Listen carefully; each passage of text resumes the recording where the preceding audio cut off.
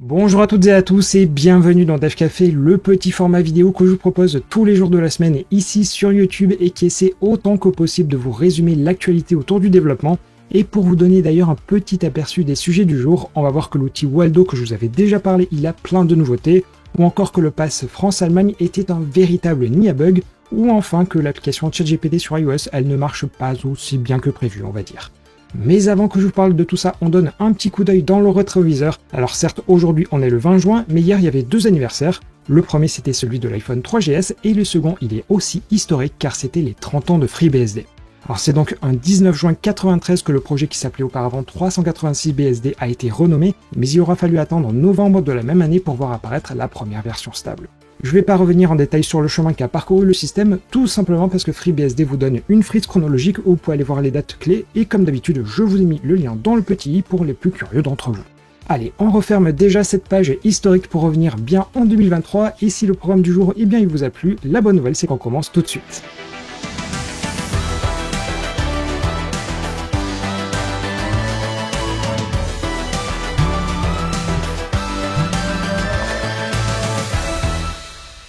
Pour commencer, quand aujourd'hui on pense smartphone, c'est souvent à Android ou à iOS, mais il existe aussi des Linux plus classiques comme je vous en avais parlé la semaine dernière avec les distributions Mobian et PostMarketOS qui sont les deux plus connues. Et pour faire tourner ces distributions, les roles en matière de smartphone s'appellent les PinePhone et comme vous le voyez sur le site officiel, ils sont marketés comme des smartphones open source. Mais la marque derrière ces téléphones propose aussi des écouteurs ou encore des tablettes, mais si je voulais surtout vous en parler aujourd'hui, c'est que vous n'avez absolument pas besoin de casser votre tirelire pour une Apple Watch Ultra à 1000 €, car la PineTime elle est vendue, et accrochez-vous bien, à seulement 27 $. Pour le prix, c'est sûr, elle n'a rien à envier à celle d'Apple, mais vous retrouvez quand même du Bluetooth, un capteur de fréquence cardiaque ou encore un écran de 1,3 pouces. Et c'est vrai qu'en tant que tel, c'est pas vraiment une breaking news car elle est en vente depuis 2020, mais je trouvais ça quand même intéressant de vous montrer qu'il y a quand même des alternatives possibles aux OS qui envoient toutes vos données de santé finalement à des GAFAM, mais surtout aussi sur lesquelles vous pouvez finalement facilement bidouiller avec. On continue et je pense pas avoir besoin de vous rappeler tout le ramdam qu'a fait ChatGPT à tel point qu'OpenAI s'est un peu fait dépasser par le succès. Car il est clair que l'idée d'origine c'était bien d'avoir un site avec certes parfois des downs, mais on va dire que dans l'ensemble c'était plutôt correct. Par contre, une application mobile ChatGPT n'est que très récente et pour preuve elle n'est disponible que sur iOS et dans certains pays depuis le début du mois de mai. Et comme chaque mardi, j'en profite pour vous montrer des stats et vous voyez que quand on démarre en retard, eh bien c'est clairement un boulet qu'on se traîne sur le dos même si on a la marque officielle derrière soi. Comme vous pouvez le voir ici sur ce graphique, ChatGPT est en noir et vous voyez qu'il se fait très largement dépasser par ChatAI en vert foncé et assez souvent par Jenny qui lui par contre est en vert plus clair. Mais bon, si ces chiffres ont l'air assez mauvais, je vous invite juste à regarder l'échelle en ordonnée où il s'agit du chiffre d'affaires généré. ChatGPT a quand même récolté 446 000 $, autant dire que beaucoup d'entre vous aimeraient en arriver là. Allez, on poursuit un peu dans le monde du mobile et il y a quelques temps, je vous avais dit que j'avais trouvé un outil absolument génial qui s'appelle les Waldo Sessions. Et avant d'en parler, je me permets bien de vous rappeler que non, ce n'est pas sponsorisé parce que sinon ce serait écrit, parce que bon, je reconnais et je l'avoue que j'étais enthousiaste à l'époque et bon, je le suis toujours encore un tout petit peu. Dans l'idée, ça vous permet d'uploader vos applications Android ou iOS dans le cloud et de permettre de les exécuter sur de vrais devices. Ou si je vous le dis autrement, vous ouvrez votre navigateur et vous faites une sorte de remote control sur un téléphone distant. Mais là où les Waldo Sessions sont vraiment top, c'est que comme leur nom l'indique, il s'agit de sessions. Et là-dessus, j'imagine que vous avez déjà reçu des bugs où vous ne compreniez absolument rien aux détails qui étaient fournis, ou alors tout simplement c'était pas reproductible. Eh bien, l'avantage de ces sessions, c'est qu'elles sont conservées et votre QA, elle pourra tout simplement attacher à un bug la session pour que vous puissiez la rejouer un peu finalement comme si c'était une vidéo. Mais déjà ça, honnêtement, c'est cool, et quand je vous dis que je suis super enthousiaste, c'est que dans une session, vous allez retrouver l'historique de tous les événements, comme par exemple l'étape ou alors les saisies au clavier, mais aussi les logs ou encore les requêtes réseau qui partent. Et là-dessus, je vous vois venir comme hier, vous allez dire « Ok, ça coûte une blinde ». Et bien en fait, pas du tout parce que vous avez quand même 100 minutes gratuites par mois, autant dire que ça couvre quand même beaucoup de cas. Et si je vous en reparle aujourd'hui, c'est que les sessions, elles s'améliorent avec deux fonctionnalités. La première, c'est la possibilité de partager avec un lien public une session. Ça peut donc être pratique pour par exemple partager ça sur des repos open source publics. Mais surtout, ils ajoutent la notion d'Element Inspection, qui est en gros un export de votre hiérarchie de vues, que ce soit sur Android ou iOS. Et autant sur du natif, c'est normal que ça marche, mais par exemple Flutter qui en réalité dessine sur un canevas, il arrive quand même à distinguer les vues grâce au nœud d'accessibilité.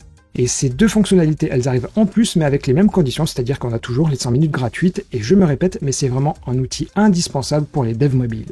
Et bon, ça j'avoue ça existait déjà, mais vu qu'il y a une API, vous pourrez par exemple dire que pour chaque pull request, vous uploadez votre appli dans les Waldo Sessions, et ça vous permet de tester sans avoir besoin de compiler, ni même de déployer votre code, et d'ailleurs de mon côté, je vais bientôt mettre ça en place. Bref, si vous n'aviez pas encore jeté un œil dessus, eh bien foncez, parce que là je vous parle uniquement de la partie gratuite, mais dans Waldo vous avez aussi tout un tas de fonctionnalités autour des tests. Mais bon bref, je vais m'arrêter parce qu'après vous allez dire que c'est sponsor, mais en tout cas, si vous voulez plus d'infos sur ces Waldo Sessions ou en général, eh bien c'est dans le petit i comme d'habitude. Allez, sans transition, c'était déjà un bon début pour ce Dev Café, mais on va regarder des infos un peu plus généralistes dans la partie en bref.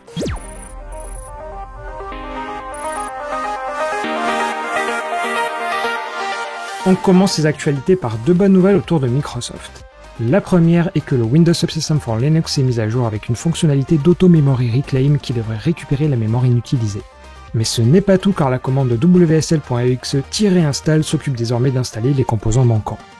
Et enfin, le noyau Linux 5.15 est désormais utilisé et devrait accélérer le temps de démarrage. Et l'autre bonne nouvelle concerne une sorte de ventilier qui existe depuis Windows 11 où Teams est intégré directement au système. Mais Microsoft fait demi-tour pour à la place proposer uniquement la partie chat, ce qui devrait donc faire plaisir aux législateurs ou alors plutôt essayer d'éviter une forte amende à Microsoft. Ensuite, si Teams s'est révélé pendant le confinement, c'était aussi le cas du télétravail. Mais certains abusent un peu trop de la notion de travail à distance, car un analyste de l'administration belge s'est fait surprendre par un collègue dans un avion en partance pour le Portugal. Verdict en licenciement pour tromperie à sa hiérarchie. Ensuite, vous avez peut-être reçu un mail étrange de Google concernant la fin d'Album Archive. Son nom est assez peu connu car il regroupe les photos hébergées sur la plateforme Blogger ou encore Hangouts. Le 19 juillet, toutes les photos disparaîtront, pensez donc bien en faire des copies. Et enfin, quoi de mieux qu'un jeu étonnant puisque Squirrel with a Gun n'est ni plus ni moins qu'un jeu où vous incarnez un écureuil qui détient une arme et dans lequel vous pouvez faire un peu tout et n'importe quoi dans un open world. Le jeu sortira sur Steam sans date précise toutefois.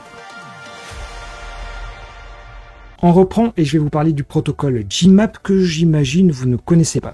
Mais si je vous parle d'email et d'IMAP, ça devrait vous mettre un tout petit peu sur la voie. Mais le problème de l'IMAP, c'est qu'avec Gmail, vous n'avez pas accès à toutes les fonctionnalités et il faut obligatoirement passer par l'API de Google pour vraiment en profiter. Et l'idée de Gmap, c'est justement d'éviter de passer par des API propriétaires tout en utilisant du JSON, mais sur leur site, ils sont très clairs, ce n'est pas de l'IMAP sur du JSON, mais bien un tout nouveau protocole. Sur le site, on peut aussi y lire qu'il consomme moins de ressources réseau et qu'il est facile d'accès côté implémentation car il était en grande partie développé par les développeurs de chez Fastmail. Bon, je veux pas rentrer dans les détails du protocole car ce serait un peu longué à vous expliquer, mais autant l'idée sur le papier elle est intéressante, autant son avenir il est complètement dépendant des gros fournisseurs de mail comme par exemple Google ou Microsoft, et à mon avis l'un comme l'autre préfère des API bien fermées. Mais bon, je vais pas trop jouer au mauvais sorcier et on va espérer que ce protocole arrive à s'imposer. Tiens, et à évoquer des grands acteurs qui ont peu le droit de vie et de mort sur internet, il y a certes Google dont son SEO a clairement perverti certains sites, mais il faut pas oublier les réseaux sociaux qui apportent beaucoup de trafic, comme par exemple Facebook ou Twitter. D'ailleurs, je retrouve plus la stat, mais pour info, ça fait des mois et des mois que Twitter n'est clairement plus un gros vecteur de trafic. Mais peu importe, car c'est pas totalement l'objet ici, mais plutôt de Facebook. Car un peu comme Google où les robots ont un algo totalement opaque, c'est aussi le cas du réseau social qui a mis à jour ni vu ni connu ses règles et tout à coup le trafic s'est carrément effondré sur de nombreux sites, en particulier dans les médias. Et bien sûr là-dessus Meta ne veut absolument pas répondre aux questions sur le sujet, mais depuis le mois de février les audiences elles sont en recul et encore plus depuis le mois de mai.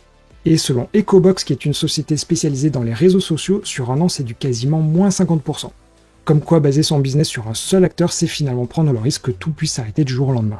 Et enfin, on va parler d'un sujet que vous avez peut-être entendu parler dans les journaux nationaux et qui est le pass France-Allemagne et qui permet à 30 000 jeunes Français de 18 à 27 ans de voyager gratuitement sur tout le réseau ferroviaire allemand et pendant une semaine. Et idem pour 30 000 Allemands. Et si vous avez un peu suivi l'actu, vous avez peut-être entendu dire que les passes étaient partis très vite car c'était du premier arrivé, premier servi, et d'ailleurs les serveurs avaient pris bien cher car des centaines de milliers de personnes se sont connectées plus ou moins en même temps. Et bien sûr, on ne reviendra pas sur cette connerie qui nécessite une infra démentielle pour juste quelques minutes, mais plutôt ici sur les travers de l'implémentation du site. Et un Allemand s'est amusé à déceler les problèmes et vous allez voir qu'il y en a plusieurs. Le premier se situe au niveau du mot de passe perdu, car pour chaque passe, il faut forcément un compte qui est ici un couple adresse mail et mot de passe. Et la fonctionnalité de mot de passe perdu, elle redirigeait vers une instance de Vercel qui n'était tout simplement pas déployée. Or avec Vercel, il est facile de prendre n'importe quel nom et par conséquent n'importe qui pouvait piquer le domaine et faire n'importe quoi en se faisant passer pour le site officiel. Le second est que pour rappel, il y avait 30 000 tickets, pour ça, dès que le quota était vendu, le formulaire tout simplement, il était plus affiché. Mais pour ceux qui voyaient encore le formulaire, ils pouvaient toujours recevoir un lien par mail pour faire le process d'achat. Et dans la vidéo que vous voyez dessus, en réalité dans le mail, il y a un code qui se génère très facilement avec une requête, donc autant vous dire qu'il n'y avait absolument aucune limite sur le nombre de passes. Et après cette découverte, il y a eu quelques échanges avec la société derrière, et ils ont cru bon de bien verrouiller le site, sauf qu'en réalité, l'API d'achat, elle fonctionnait toujours et on pouvait générer autant de passes que nécessaire. Mais bon, après avoir gueulé un peu plus fort, tout a enfin été résolu. Quoiqu'en fait, pas vraiment, car en réalité, le pass France-Allemagne, c'est une copie d'une offre similaire appelée Discover EU, mais cette fois-ci, c'était géré par l'Union Européenne et c'était lancé en 2018. Et dans les deux cas, c'est la même agence de dev derrière. Et là-dessus, le chercheur a réussi à remonter à un site de Discover EU sur lequel il s'est amusé avec la même API et il a pu se créer un compte.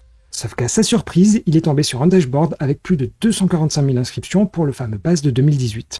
Et là-dedans, c'est banco en termes de données personnelles, avec le nom, l'email et les détails des commandes. Mais si cet Allemand se permet de dévoiler tout ça publiquement, c'est qu'entre-temps, les différentes parties, elles ont été interpellées et tout est corrigé depuis vendredi dernier. Mais comme quoi reprendre un vieux projet à la va-vite, eh ben c'est pas forcément une bonne idée. Et tiens, d'ailleurs, c'est bien une agence qui est à l'origine de tout ça et non pas la SNCF, comme quoi, non, vous n'avez pas à crier au loup. Et voilà, c'était tout ce qui a marqué l'actualité de ce mardi 20 juin, et j'espère que ma sélection, comme toujours, vous aura plus ou moins fait découvrir certaines choses. En tout cas, n'hésitez pas à me partager quand vous voyez par exemple des outils ou alors des articles sympas, car forcément je peux passer à côté d'infos intéressantes. Allez, sur ce, je vous souhaite une belle journée, et tiens d'ailleurs, à parler de souhaiter, n'oubliez pas de passer un petit coucou aux Silver et aux Gobain aujourd'hui, car tout simplement, c'est leur fête. Et moi, tout simplement, eh bien je vous dis à demain, passez une belle journée.